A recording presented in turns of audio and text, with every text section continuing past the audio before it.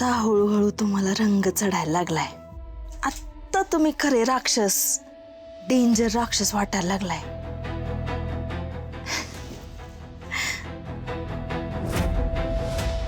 तुम्ही दिसल्यापासून मला कळायला लागलंय मी जे काय करते ते बरोबरच करते.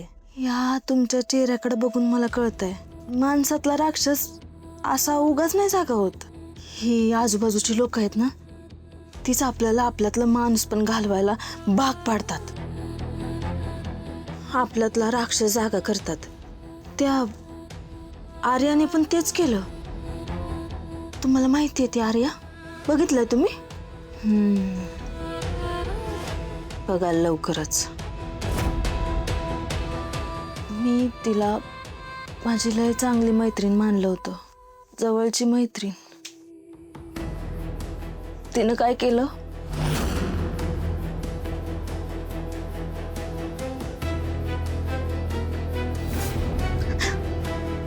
माझ्याच नवऱ्यावर जाळ टाकलं, माझा घात केला तिनं.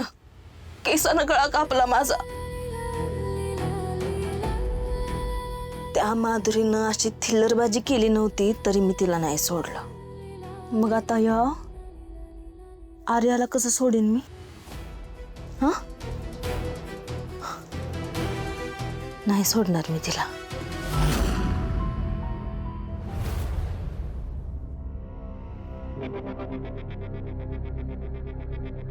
देशमुख सर्कस मध्ये रमली असतो. दादा असं काय बोलतोय? आनंद बघ ना चेहऱ्यावर किती ओसंडून वाहतोय. तुला खरं सांगू का, मला त्या वाड्यातल्या लोकांसोबत खरंच करमतं. इतकी लोक आहेत तिथे, गप्पा मारण्यात वेळ कधी गेला ना मला कळलंच नाही. अरे यार, आता तो ऋतिक आहे ना छोटा, त्याचा आणि माझा एक कॉमन फॅक्टर आहे, आई मिसिंगचा. जमलं आमचं त्यामुळे खूप छान. आणि ती हौसा पण खेळते. तिला बघितलं ना मला आपलं बालपणच आठवतं. आहे ते वाडा, ती माणसं, त्यांचा स्वभाव, त्या बायका. फुलाबाई आणि नेपथ्य. अरे हो, दोघींचं वेगळंच डिबेट चालू असतं रे दिवसभर. तर रंजना अक्का आहेत ना, सुधाकर दादांच्या आई, तर फार डेंजर आहेत. अरे खूप टोमडे मारतात दिवसभर. आणि त्या आजी, बापरे काय बोलतात दादा. त्या सगळीच माणसं ईर्षालेत रे. चिमणे, तू आणि मी सख्खे भाऊ बहीण, पण स्वभाव एकदम टोकाचे. म्हणजे तू ना कशी एकदम मिसळलीस त्यांच्यामध्ये, मला नसतं जमलं.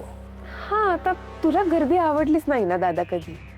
तू, मी, आई, बाबा आणि तुझे ते नेहमीचे 2 मित्र, ह्या पलीकडे तू कधीच गेला नाहीस. पण तुला मात्र पहिल्यापासून माणसांची, नातेवाईकांची, कुटुंबाची आवड रमायचीस तू त्यांच्यामध्ये. कुटुंब आवडायचं तुला. तर तुझा नवरा, तुझं कुटुंबही तुला मिळालं नाही. मीही लग्न नाही केलं, माझ्याकडून एक कुटुंब तुला नाही मिळालं. बरोबर, तुला माणसांची आवड असून सुद्धा एकटे पण तुझ्या वाट्याला आलं. पण अजूनही वेळ नाही गेली दादा. बघ, तू खरंच लग्न करू शकतो अजूनही. बहिणी येईल, बाळ येईल. ते बाळ मस्त घरात दुडू दुडू दुडू दुडू पळेल, मी त्याच्या मागे पळेल, तू घोडा बनशील. हे हसतो काय? मी सिरियसली बोलते, तू खरंच लग्न कर. मी शोधू का एखादी मुलगी? नाही नाही नाही, हे लग्न, बायको, संसार हे दूरच बरं आहे माझ्यापासून. दादा, या गोष्टी आपल्या हातात आहेत. आपण त्या का नाही ट्राय करायच्या? नाही नाही नाही, काही गोष्टी वेळेत घडाव्या लागतात. आता काय होईल, लग्नाची पत्रिका आणि पेन्शनचे पेपर्स एकाच वेळेस येतील.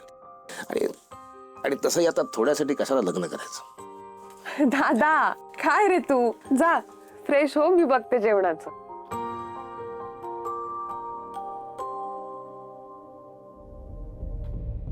दादाचा मूड चांगला दिसतोय आज. श्यामल त्यांच्या मृत्यूपत्राबद्दल मी बोलू शकते.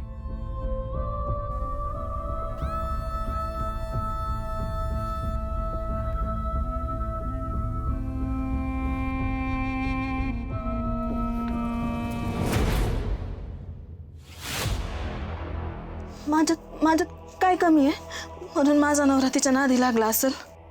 हा, तुम्हाला सांगू, मी ना लहानपणापासून हे परत येतील या आशेवर जगले. लहानपणीच आमचं लग्न ठरलं होतं ना. यांच्या परत येण्याकडे डोळे लावून बसले होते मी. यांच्यासोबत सुखी संसाराची स्वप्न बघितलीत मी. लई मोठी स्थळ आली होती मला, नाही म्हणले मी. का? कारण गोपाळरावांना नवरा मानलं होतं ना. इतकी वर्ष वाट बघितली यांची. यांच्याशी लग्न करण्यासाठी मी, माझ्या तात्यांनी लई अपमान सहन केला. त्या माधुरीला रस्त्यातनं बाजूला केलं.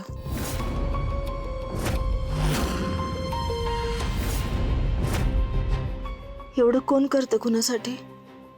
सांग ना. कोण करतं का एखाद्यावर एवढं प्रेम? मी करते. मी माझ्या नवऱ्यावर प्रेम करते. त्यानं पण केलं पाहिजे ना मग माझ्यावर प्रेम. पण ह्या ज्या काय मोठे बायका येत आहेत ना, तो तरी कसा करेल प्रेम माझ्यावर? त्या आर्यानं का बोलवलं असेल माझ्या नवऱ्याला? हा, का बोलवलं असेल? तिला बोलवल म्हणून मी माझ्या नवऱ्याला माझ्या हातनं सोडणार आहे? हा, जगातली कुठली बाई आपल्या नवऱ्याला हातचं जाऊ देईल? आपला नवरा आपल्यावर प्रेम करत नाही याचा बाईला जेवढा त्रास होतो ना, त्याच्यापेक्षा कैक पटीनं जास्त त्रास आपल्या नवऱ्याचं दुसऱ्या बाईवर प्रेम आहे हे कळल्यावर होतो. मग त्या बाईला कसं सोडीन मी? मी नाही सोडणार, नाही सोडणार मी. माझा नवरा फक्त माझा आहे आणि आमच्या दोघांच्या मध्ये मी कोणालाच नाही येऊ देणार. कोणालाच नाही येऊ देणार मी. तुमचा आशीर्वाद सोबत असू द्या. हा,